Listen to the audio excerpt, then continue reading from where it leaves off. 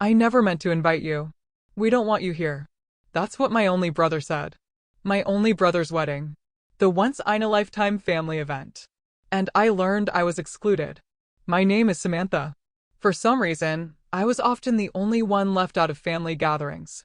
I always gave them the benefit of the doubt. They probably just forgot, I'd tell myself. It's nothing personal. I held on to that thought for far too long. Maybe part of me believed that if I just stayed useful and kind, they'd eventually notice me again. Last year, they skipped my birthday dinner entirely. All I got was a short text from my mother. Happy birthday, Samantha. No emoji. No warmth. Only Aunt Hillary was on my side. She'd call sometimes and ask the one thing no one else did. Don't you feel lonely? She was the only one who seemed proud when I left home and built my own career. The rest of the family dismissed my job in digital marketing as just messing with computers. They had no idea I have been financially successful. I never bragged and they never asked. So when an invitation to Thomas's wedding arrived last month, I couldn't believe it. Printed on thick cardstock in gold lettering, it read, "You are cordially invited to the wedding of Thomas Anderson and Lucy Gale." The date was May 15th, set in an upscale garden in the city, with a reception to follow at a lakeside resort. My hands trembled with excitement.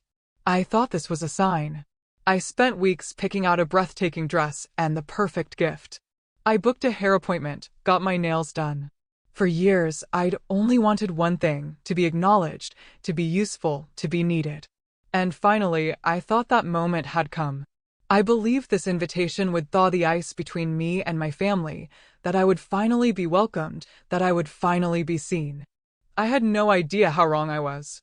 The day before the wedding, I drove to Aunt Hillary's house, my heart light. I wanted to show her the surprise gift I planned to give my brother at the wedding. When I arrived, she seemed slightly startled, but welcomed me warmly as always. I can't wait for tomorrow, I said, hugging her with excitement. But there was a trace of sadness in her eyes, a hint of guilt. How have you been, Samantha? Would you like some coffee? She asked and led me to the living room, and I could hear the tension in her voice. On the coffee table was an unfamiliar photo album. While she was in the kitchen preparing coffee, I opened it without thinking. Inside were familiar faces. My entire family smiling in a beautiful garden. Aunt Hillary, what's this from? I asked as she came back with a coffee tray. I noticed her hands were trembling slightly. Oh, Thomas's wedding last weekend. She faltered. Samantha, I wanted to tell you, I tried to call, but I couldn't find the courage. My heart stopped. The wedding? She sat beside me and took my hand. You thought it was tomorrow, didn't you? I couldn't believe what they did either, giving you the wrong date on purpose. I protested. I told Thomas and your parents this was cruel. My voice trembled. But I got the invitation. I've been preparing. Anger flared in Hillary's eyes. They excluded you intentionally. I almost didn't go because of it. But in the end, I went, and thinking of you, I feel so deeply sorry. I picked up the album again and flipped through the pages. Everyone was there. A gorgeous garden ceremony, fairy lights, champagne glasses. Everyone dressed to the nines. Even distant relatives I hadn't seen in years were there. There were vows, speeches, dancing, and group photos. This wasn't some small private event. This was a real wedding. My only brother's wedding, a once-in-a-lifetime family event. My face burned and my mouth went dry like desert sand. I need to confirm this, I said, standing up. Hillary held my hand tightly. Samantha, wait. Before you confront them, just know you're strong. You always have been. But this was cruel. You shouldn't go alone. I'll come with you. I took a deep breath. Thank you, Aunt Hillary. But this is something I have to do myself. She nodded. All right. But whatever happens, I'm always on your side. I always have been. I always will be. Empowered by her words, I got in my car and drove toward my parents' cottage. My mind was spinning and my heart was in chaos. Without Aunt Hillary's steady support, I don't think I could have been this strong. She was the only one who ever acknowledged how isolated I'd been in the family. The only one who sometimes raised her voice against it. When I arrived at the cottage, I saw not only my parents' car, but also a familiar black SUV in the driveway. It was Thomas's car. My hands trembled as I opened the door. Laughter drifted from the living room. There they were, my parents, my brother Thomas and Lucy, clearly the bride, though now dressed casually instead of in white. They were laughing over a set of photos, wedding photos. The moment I walked in, the conversation stopped. Everyone turned to look at me. For a moment, the room froze in silence. Samantha. My mother looked startled. What are you doing here? I went to Aunt Heller's, I said, though my voice didn't sound like mine. She told me the wedding was last weekend. I didn't miss the glance exchanged between Thomas and Lucy. Lucy's lips pressed into a thin line. Oh yes, my mother said, her eyes dodging mine. It was a beautiful little ceremony. Little, I thought of the album. There were over 50 people there. And I got an invitation for a ceremony happening tomorrow. That's right, Thomas suddenly said, sounding tired. Because we never intended to invite you. The air changed. No one stopped him. We didn't want you ruining our wedding, he said, looking right at me. You're always quiet, always in the background, but somehow things go wrong around you. People don't know how to act when you're there. I wanted one perfect day in my life, and that meant without you. A sharp pain pierced my chest. Every strange look, every feeling of exclusion I brushed aside, they all crystallized. In that moment, you felt this way for a long time? I asked. All of us have? My mother added quietly. But her words were clear. To be honest, Samantha, you've always been extra like a ghost that leaves no trace, but still needs looking after at family events. We just Samantha, they don't mean it like that. My father cut in, rushing. We just wanted to keep the wedding small. My mother spoke over him, calm and cold. You're disrupting the peace we've spent years building in this family. Peace? I stared at her in disbelief by ignoring me. By cutting me out. Thomas sighed. Let's end this conversation. We tried to avoid this. This is exactly why we didn't invite her, he said, looking at my parents as if I wasn't even there. Take the hint, he said cold and clear. We don't want you. Time seemed to stop. No one moved. I see. I finally said. I turned on my heel and walked out of the house. Before getting into the car, I called Aunt Hillary. Thank you, Auntie, for always being in my corner. Always, Samantha, she replied softly. You are my family, and family isn't about blood. It's built on love and respect. Her words echoed in me. They gave me the strength to decide what to do next. On the drive home, I couldn't stop hearing Thomas's words. Take the hint. I replayed them over and over. Like I was some oblivious intruder who refused to get the message despite all the signs that had been there for years. Like believing I still had a place in their lives was some sort of burden. Hot tears ran down my face as I gripped the steering wheel. It wasn't missing the wedding that broke me. It was the crushing clarity, the undeniable confirmation that I wasn't part of them anymore, that I wasn't wanted. But here's what matters most. I'm not someone who seeks revenge. I don't cling to small grievances. I don't want to hurt anyone. What I wanted, what I needed was to finally let go. No more hope. No more showing up with a smile. No more offering kindness like a bargaining chip, hoping for a seat at their table. That night, I started planning. Not revenge, something more lasting, something they would never expect because they never cared to know the real me. The first step was financial. The truth is I have done well these past few years. I worked in digital marketing. Not a billionaire, but very comfortable. Especially since branching into property management. I'd made some excellent investments. No one ever asked about my life. So they didn't know I now owned 3 rental properties. They didn't know I had been quietly covering my parents' expenses through anonymous grants from my LLC, the roof repairs, the plumbing issues, even the property taxes. I never needed recognition. I just wanted to support them because they were my parents. The next day, I contacted Susan Wong, my attorney. She's the sharp woman who handles my real estate investments. Once I explained the situation, she sprang into action. They've been emotionally abusing you for years, she said, jotting notes down. And now, despite being financially dependent on you, this is how they treat you. That's right, I said. I don't think they even realize how much I've supported their lives, but honestly, I don't want to keep doing it. I need to protect myself. Susan nodded. We can file for a restraining order. If there's evidence of emotional abuse and harassment, the court will likely grant it.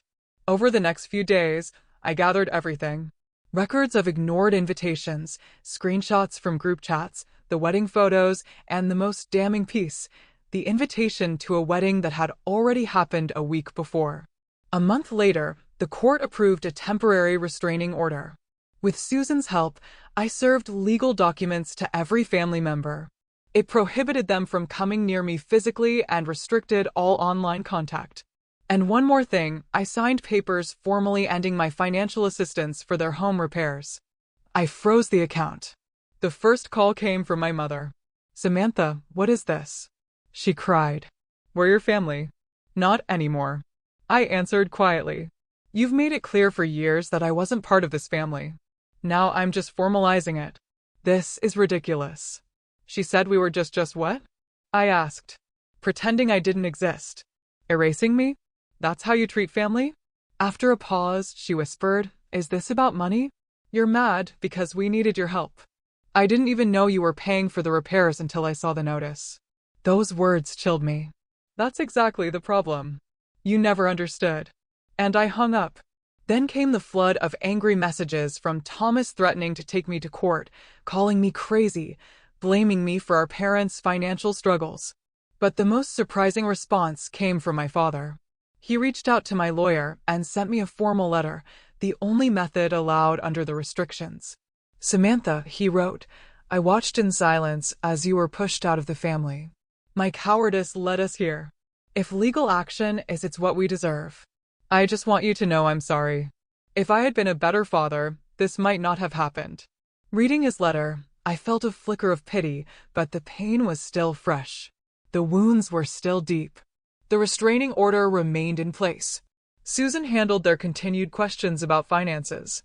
Eventually, they understood this wasn't a bluff. I was no longer part of their lives, and I was ready to face the consequences of their careless words and actions. But this was only the beginning. A few days after the restraining order was issued, I was finally ready to take the hardest step. That day, Susan called me. "Samantha, about your parents' cottage. It's ready legally. It's yours. You have the right to evict them. What would you like to do? Send the eviction notice?" I said without hesitation. That cottage was the last thread connecting me to them. It wasn't mine originally. It had belonged to my grandparents. Then it got passed to my mother. Years ago, when my parents fell behind on payments, I quietly purchased my mother's share. Legally, I owned it all. But no one in the family ever updated their assumptions. They treated it like a shared family property. Everyone used it for weekends, holidays, even whole summers. Eventually, after retirement, my parents decided to live there full-time, and I allowed it, but then I was done. I was ready to take it back. The following Monday, I drove to the cottage with Michael Zong, another attorney. The sheriff came with us just in case. When we arrived, my father greeted us at the door. He looked older. His hair was nearly white. "Samantha," he said weakly. "Won't you come in?" "No," I replied. "Michael, please explain." Michael cleared his throat and handed my father a formal envelope. "Mr. Anderson, this is an official notice of eviction from this property. You have 30 days to vacate and return the keys." My father stared at the paper, his hands shaking. "But this is our home." "No," I said, my voice calm, though my heart pounded. "This is my property. I allowed you to use it before, but that permission has been revoked." My mother appeared behind the door. "What's going on?" "They're telling us to leave, Debbie," my father said. His voice trembled. My mother looked at me, her eyes filled with betrayal. "You're kicking us out of our home, our retirement home." "You've always known this was legally mine," I replied. "You've continued to take advantage of my kindness." "We have nowhere to go."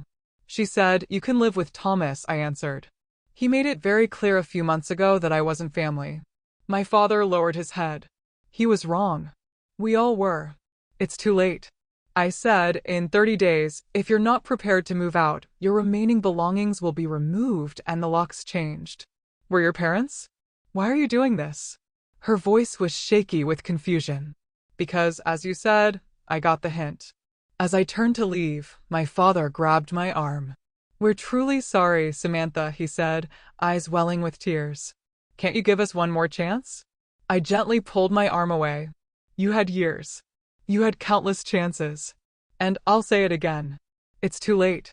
That day, as I left the cottage, I felt something heavy lift from my shoulders. I no longer needed their approval. I no longer needed them to define my worth.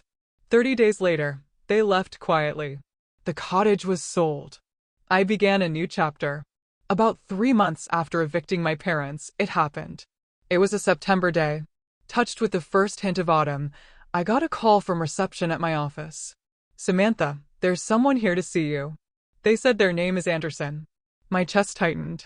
The restraining order was still in place, but as long as they remained in the lobby of the office building, they weren't technically violating it. I took a deep breath. I'll be down in 5 minutes. When I got to the lobby, I saw them. My parents looked older, especially my father. His shoulders were hunched. New deep lines had carved into my mother's face. They wore cheap clothes. I noticed a hole in one of my father's shoes. Samantha, my mother said, her voice soft and trembling. She took a step forward, but I instinctively stepped back. What are you doing here? I asked, keeping my voice as steady as I could. The restraining order is still valid. We know, my father said, but we needed to talk. Go through my lawyer, I said. We can't afford one, he replied. His voice was small, wounded. Samantha, we've lost everything. I looked more closely. My mother's wedding ring was gone. The heirloom watch my father had inherited from his father was missing. Had they pawned them? After we left the cottage, we rented an apartment, my father continued. But the rent was too high. Then the car broke down. We couldn't afford the repairs. My savings ran out. He trailed off. We tried staying with Thomas, my mother said. But things with him and Lucy, they're not doing well. They have problems of their own. We're living in a motel now, my father added. We can afford maybe one more week. After that, we don't know. Tears welled in my mother's eyes. Samantha, I know you'll help. You've always been a good girl, so caring. You've always looked out for us. Always forgotten, though, I said quietly. Can't we just put the past behind us? My mother pleaded. We're your parents. I looked out the large lobby window. The autumn sunlight painted the fallen leaves on the street gold. It would be so easy to go back to help them, to hand over the money, to fix their problems again like I used to. For a moment, I felt the temptation. Their suffering tugged at my heart. But then I remembered Hillary's words. Samantha, take care of yourself. If they won't treat you like family, you have no obligation to treat them like family either. I can't help you, I said. Simple words, but they were incredibly hard to say. But my father began. I'm not your bank. I cut him off. I'm not your parent. And, just like Thomas said, I'm not your family. So, I don't owe you family duties. My mother started to sob. We were wrong. I admit it. Please, just give us another chance. There are no more chances, I said. I'm done. I turned away from them and walked toward the elevator. My heart ached, but at the same time, I felt a strange sense of relief. At least let us stay one night. My father called out from behind me. I didn't answer. I pressed the elevator button. Before the doors closed, I could hear my mother crying. Tears welled in my eyes too. Not from sadness, but from the relief of finally choosing to respect myself. That night, I called Aunt Hillary. My parents came to my office, I explained. They needed money, but I said no. That must have been a hard decision, she said. It was, I admitted. But I think it was the right one. It's time I start living my own life. You're absolutely right, Samantha. Hillary said, your life belongs to you. A month later, I received a message from Lucy. I've decided to leave Thomas. I've started divorce proceedings, she wrote.